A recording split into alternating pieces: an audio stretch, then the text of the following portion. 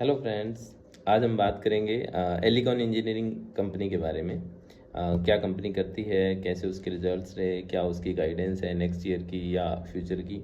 तो सबसे पहले जान लेते हैं कि ये कंपनी करती क्या है। ये कंपनी बेसिकली मैन्युफैक्चरिंग का काम करती है। मैन्युफैक्चरिंग क्या करती है, एक इसका गियर मैन्युफैक्चरिंग का काम है, जो अलग अलग इंडस्ट्रीज़ में किसी भी टाइप के गियर जो मैन्युफैक्चर करते हैं, चाहे कोई भी गियर बॉक्स, हम एक फॉर एग्जांपल कोई भी मशीनरी है उसमें जो उसको चलाने के लिए जो ट्रांसमिशन का यूज़ होता है वो पर्टिकुलर ये प्रोवाइड करवाती हैं। और ये एशिया में इवन नंबर 1 कंपनी है अपने जो मैन्युफैक्चरिंग गियर मैन्युफैक्चरिंग में। सेकंड डिवीज़न इनका है MHE डिवीज़न। वो क्या है, मटेरियल हैंडलिंग इक्विपमेंट है। ये बेसिकली क्या काम करती है इसमें, जैसे सपोज हम एक एग्जांपल लेते हैं कि जैसे स्टोन को कट करके और उससे ग्रिट बनाते हैं। तो स्टोन को माइनिंग से लेके और स्टोन को वहाँ तक पहुँचाना फैक्ट्री तक, और फैक्ट्री में जैसे कन्वेयर बेल्ट जो लगते हैं, बेल्ट से लेके और आगे तक पहुंचाना जहां से कटिंग होके आएगी, मतलब ऑटोमेट करना कोई चीज़ को, या एक मटेरियल को उठा के या गुड्स को एक जगह से उठा के दूसरी जगह करने के लिए जो इंस्ट्रूमेंट्स या जो इक्विपमेंट काम में आते हैं, वो इक्विपमेंट मैन्युफैक्चरिंग का काम है इनका। तो ये दो डिवीज़न है, एक हो गया गियर मैन्युफैक्चरिंग का डिवीज़न और दूसरा हो गया MHE, मटेरियल हैंडलिंग इक्विपमेंट जो बनाती है वो। और इन दोनों अभी जो है, अब हम बात करते हैं कि हाँ इनके रिजल्ट्स कैसे रहे। इनके अगर हम फाइनेंशियल ईयर 2025 के रिजल्ट देखें तो इन्होंने 15% के आसपास ग्रोथ किया है कंसोलिडेटेड रेवेन्यू में, जो कि लगभग 2225 करोड़ के आसपास बन रहा है इनका। और उसमें अगर हम देखें कि गियर मैन्युफैक्चरिंग का क्या है, गियर मैन्युफैक्चरिंग इनकी रेवेन्यू का 77% अप्रोक्सीमेट रेवेन्यू कंट्रीब्यूशन है गियर मैन्युफैक्चरिंग का, जबकि वो फाइनेंशियल ईयर 2025 में सिर्फ 5% से ग्रो किया है, जिसमें शुरू के 3 क्वार्टर्स तो खराब थे, जहाँ पे स्टील से बिल्कुल इनको ग्रोथ नहीं आ रही थी। जबकि उसके बाद में लास्ट क्वार्टर में इन्होंने 28% के आसपास, फोर्थ क्वार्टर में गियर मैन्युफैक्चरिंग में इन्होंने रेवेन्यू अर्न किया और अप्रोक्सीमेट ये 5% पे पहुंच गए। 5% का रेवेन्यू ग्रोथ इन्होंने गियर कंपोनेंट गियर डिवीजन से इनको आया है।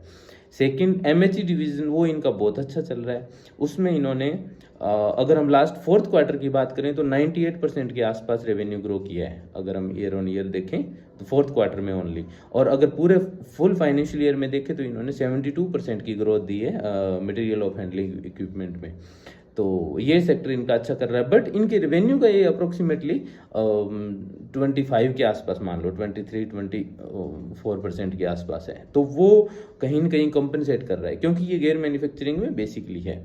अब इनको सबसे ज़्यादा रेवेन्यू जो है वो पावर, स्टील और सीमेंट, पावर से अप्रोक्सीमेटली 11-12% का जो इनकी पावर, स्टील और इनमें जा रहा है, मतलब इनके इक्विपमेंट्स जा रहे हैं या गेयर बॉक्सेस जा रहे हैं, वो रेवेन्यू कंट्रीब्यूशन हम कह सकते हैं इन सेक्टर से आ रहा है। अब अगर हम इनकी गाइडेंस की बात करें तो सबसे पहला इन्होंने जो 2225 करोड़ का रेवेन्यू इनका इन्होंने फाइनेंशियल ईयर 2025 में किया है, उनका ये टारगेट है कि हम 2650 करोड़ तक लेके जाएंगे। तो अगर किसी को उसमें 19% का रेवेन्यू ग्रोथ अप्रोक्सीमेटली बन रहा है। इस साल इन्होंने 15% का रेवेन्यू ग्रो किया है। फाइनेंशियल ईयर 2024 के कंपैरिजन में 2025 में 15% अप हो गया है ये। और अब ये एक्सपेक्ट कर रहे हैं कि हम 19% नेक्स्ट ईयर में करेंगे, जो जिस टाइप की हमारे पास इंक्वायरीज आ रही है और जो हमारे पास ऑर्डर बुक है। इनके पास ऑर्डर बुक अगर हम देखें तो अप्रोक्सीमेटली 948 करोड़ के आसपास इनके पास ऑर्डर बुक है, जिसमें इनके पास नया भी एड ऑन हुआ है जो 20% के आसपास ग्रो किया है ऑर्डर बुक इनका। और फिर ये एक बात और कह रहे हैं कि हम जो हमारा अभी 70-30 के आसपास या 75-20 जो रेवेन्यू कंट्रीब्यूशन है डोमेस्टिक और इंटरनेशनल का, उसको ये 50-50 में लेके जाना चाहते हैं 2030 तक, फाइनेंशियल ईयर 2030 तक। इन्होंने इनके कई सारे ऑफिसेज भी हैं फॉरेन में। अभी ये कनाडा में एक नया ऑफिस सेटअप करने की सोच रहे हैं। और अभी इनसे एक एनालिस्ट ने क्वेश्चन पूछा कॉन कॉल में कि हाँ आपको यूएस टैरिफ से क्या नुकसान होने वाला है, तो इन लोगों ने कहा कि वो हमारे को बेनिफिट का पार्ट हो सकता है, क्योंकि हाँ हो सकता है हम एक फैक्ट्री वहाँ पे हमारी मैन्युफैक्चरिंग यूनिट हम वहाँ एस्टेब्लिश कर दें यूएस में। तो ये इनका ओवरऑल है। ये इंटरनेशनल मार्केट में ज़्यादा फुटप्रिंट अपना करना चाहती है।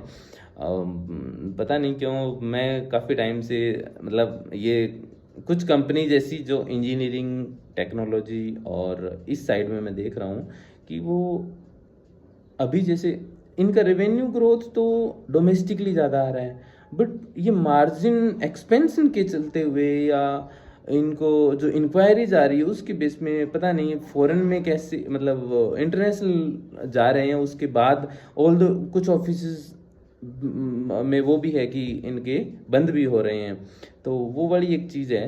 तो देखना है हम इसमें क्या देख सकते हैं। अगर किसी को 19% के आसपास या 20% के आसपास ग्रोथ की एक्सपेक्टेशन के साथ अगर कोई इन्वेस्ट करता है तो इस कंपनी में जा सकता है, क्योंकि इनका एमएचडी विजन अच्छा कर रहा है और ये एक्सपेक्ट कर रहे हैं कि जिस हिसाब की इंक्वायरीज आ रही है और हमारे पास ऑर्डर बुक है उस हिसाब से हम आराम से अचीव भी कर लेंगे। इन्होंने फाइनेंशियल ईयर 2025 में ये आराम से अचीव किया जो इन्होंने गाइडेंस दी थी।